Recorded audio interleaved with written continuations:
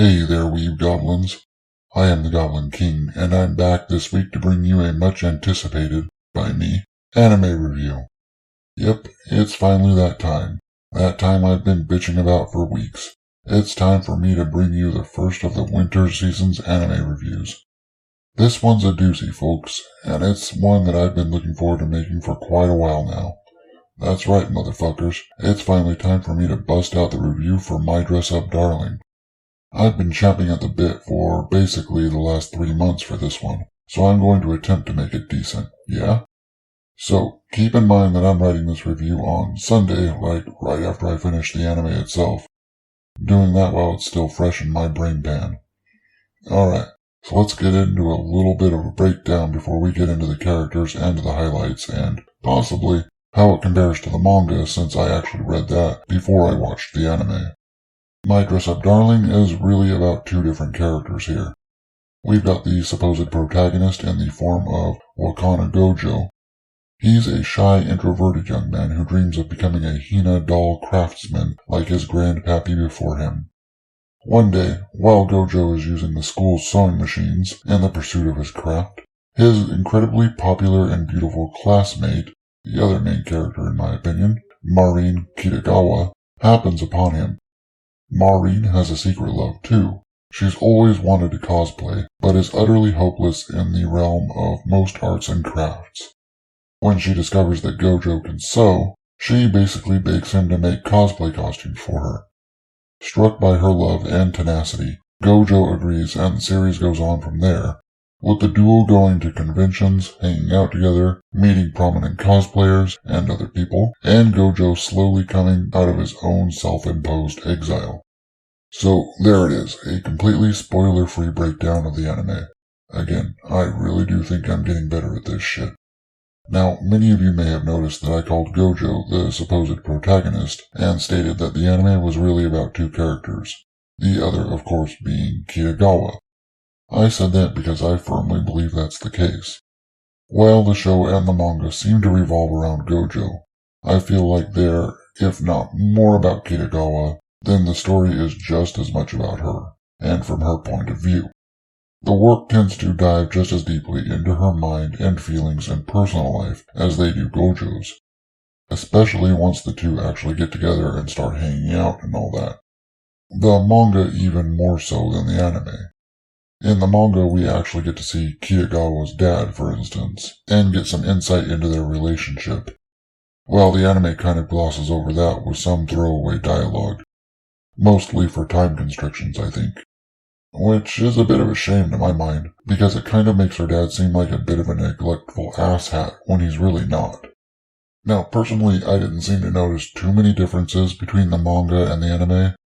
There were some small sequences cut, mostly having to do with the more practical side of cosplaying, because the manga likes to get into that kind of stuff, while other sequences like that were left in.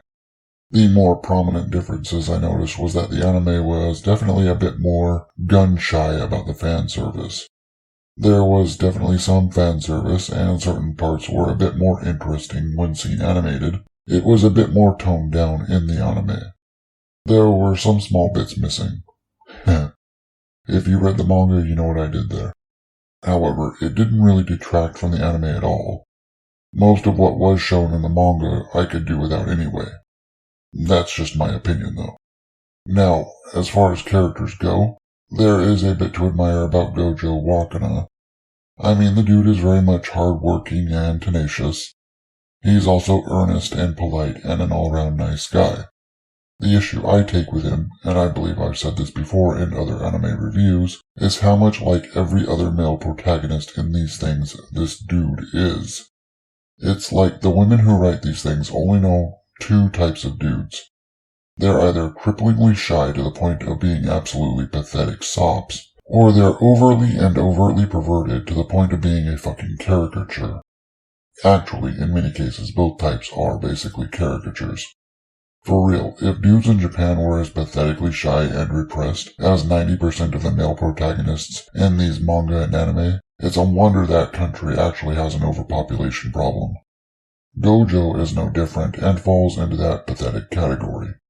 While he has his good points, he does, I just don't know what universe these writers come from where a heterosexual teenage boy is going to shy away from taking the measurements of a hot girl in a bikini, or flat out refuse to help her with a cosplay because it shows too much skin.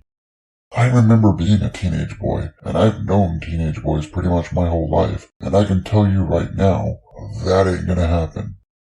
I was painfully shy through most of my formative years as well, and I can tell you right now, nope, no. If a girl had straight up asked me to get close to her body, or had offered to model a skimpy outfit for me, I'd have been like DJ Quells in The New Guy. I'd have been tearing up and thanking every god that had ever been prayed to for their glorious bounty. Now, to me, the argument could be made that Kitagawa Marin is actually the main character of this story. Granted, it doesn't open on her, and it pretty much sticks with Gojo, and this is probably just my own personal bias, because I like her so much better than Gojo. I really do. She's absolutely the standout character for me. She's cool as shit, she's sweet and bubbly and energetic, and she's self-possessed and self-sufficient. She's just as tenacious as Gojo when it comes to things she wants. She's a total otaku and probably one of the modern-day gal types. You know, a bit more subdued than the old-school gals. She has the blonde hair and the brighter makeup style and all that, but she's not out there with the colors and seems to forego the dark tan. Sorry, went off on a tangent there. She's a bit shy when it comes to matters of the opposite sex, but it's not to the point of being absolutely pathetic the way it is with Gojo. It's just enough to be believable and make her adorable. Yeah, I'm gonna go ahead and give a hot take right now. She's just as adorable as Nezuko. Yep, I said it. Now, she's not more adorable. She's equally adorable, just in a different way. Marin is adorable the way your girlfriend is adorable. Nezuko is adorable the way your little sister is adorable. See? Different types of adorable, but equally powerful. Now, I'm just going to go ahead and run through the characters that the anime has introduced, rather than the manga, in an attempt to reduce spoilers as much as possible here. So, we've got Gojo's grandpa. We don't know much about his grandpa, other than that he's a master craftsman of Hina dolls, and he raised the younger Gojo after his parents passed away. We only really know that because we see their pictures in the family shrine. Gojo's grandpa seems to be very much a traditionalist when it comes to the way he lives and his craft. He's old but still practices every single day. He seems to be a bit more laid back when it comes to his grandson, though there are certain things that can shock him to his core. Over the course of the anime, we also meet the Inui Sisters. The older sister, Sajuna, is a prominent cosplayer that's rather mysterious. She only ever posts her pics to social media and never joins other cosplayers at events or group sessions, thus making people doubt her actual existence. Despite the fact that she's around 17 years old, she appears to be in middle school or even grade school. You know, typical lollybait. Much like Marin, she's a very outspoken and driven cosplayer, and seems to be disdainful of anyone who just cosplays for fun. She is very outspoken and is quite devoted to her little sister, Shinju. Shinju Inui is the exact opposite of her older sister in every single way. She's in middle school, but appears to be in her mid to late teens, due to being quite tall and having we'll just say she's an early bloomer and leave it at that. She's also quite shy and timid, only really coming out of her shell when taking pictures of her older sister when she cosplays. Now, as for the Sajuna situation, I'll say this. That's actually quite plausible. I personally knew a kid that had a developmental thing called primordial dwarfism. It's a form of dwarfism, but the person that has it has normal proportions. They're just smaller and tend to look much younger than they actually are. The kid I knew, for instance, was in his early teens, but looked like he was around 7 or 8 years old, even in the face. I didn't know him after that, but I can only imagine if that trend stayed the same, he would have looked like he was about 14 or so when he was 17 or 18 years old.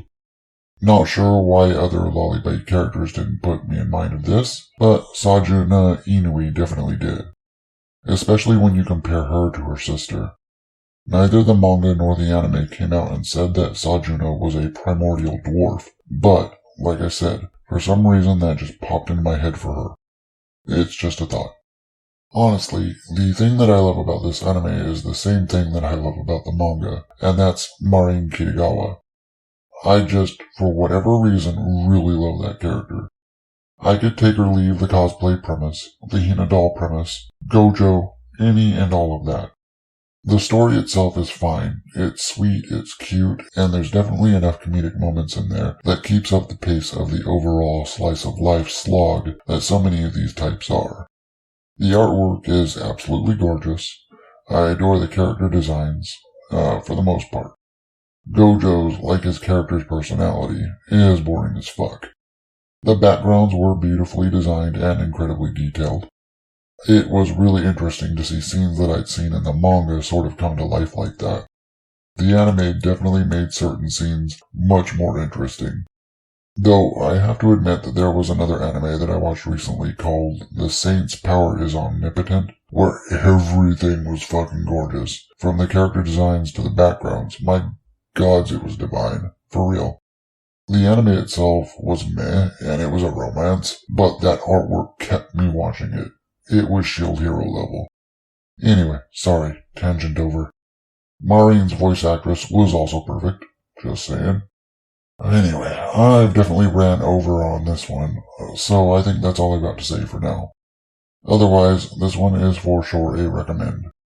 I know I bagged on Gojo a lot, but Maureen makes watching him tolerable.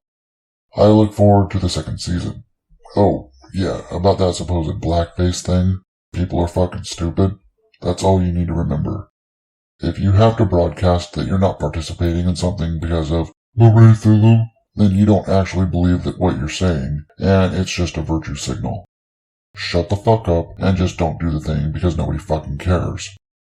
Anyway, it's good to be back, Goblins. Let me know what you thought, either of the anime or my stupid video in that handy section down below. While you're down there, you probably better take my measurements. And if you'd like to join the Viridian Horde, you can do so by crushing those like and subscribe buttons, like a goblin. I'll see you all tomorrow for another pop culture flaying and Friday Night Tights. See you then. Lates.